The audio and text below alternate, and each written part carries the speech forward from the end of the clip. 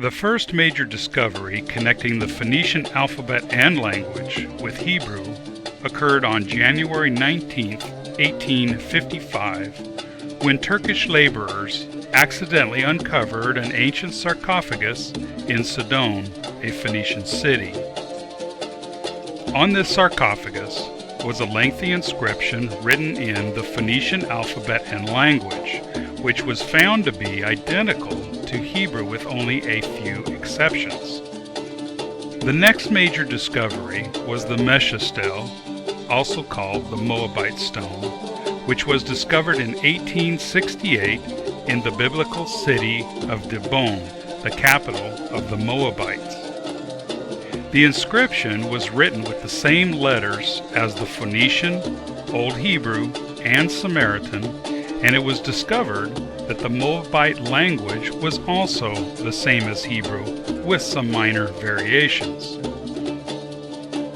The Siloam Inscription, discovered in 1880, is written on the wall of Hezekiah's tunnel, which connects Gihon Spring to the Pool of Siloam in East Jerusalem.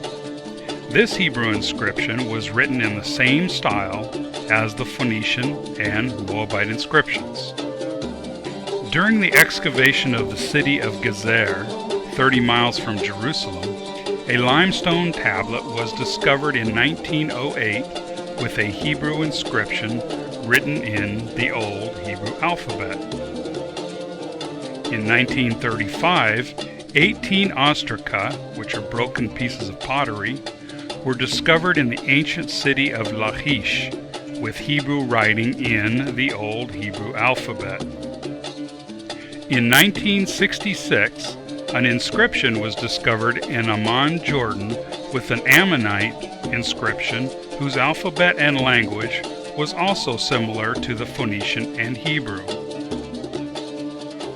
The Tel Dan Stella, discovered in northern Israel in 1993, is an Aramaic inscription using the same Old Hebrew script.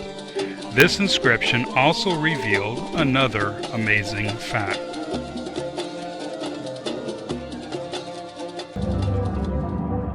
The Tel Dan Stella is a monumental stone inscription incised with letters. It is written in Aramaic, put up by an Aramaic king who claims that he has conquered 70 cities. And he is setting up this particular stela to commemorate this occasion. One of the conquests, he claims, shook biblical archaeology to its core.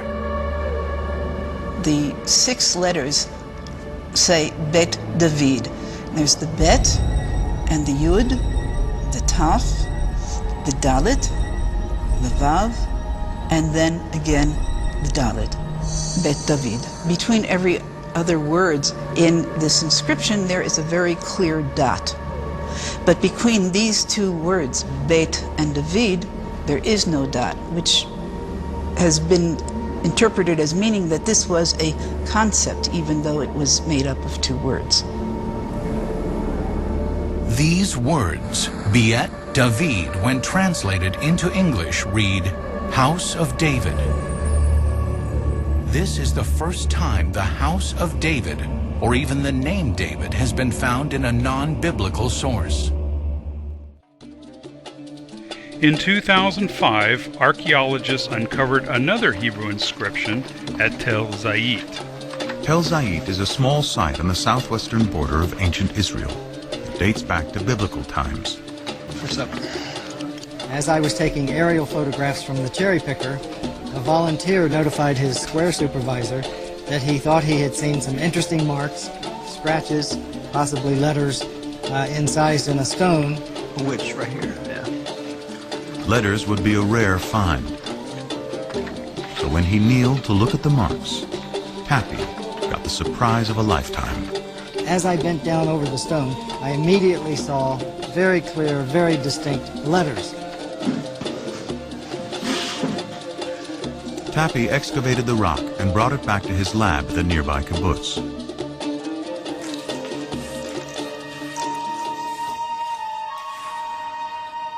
It was only then that he realized he had more than a simple inscription.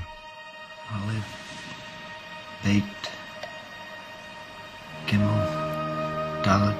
I realized that this inscription represented an abecedery, that is to say, not a text narrative, but the letters of the Semitic alphabet Mem, written out in their correct order. Nun, and then Pei and Ayin are difficult to read, but they're out here.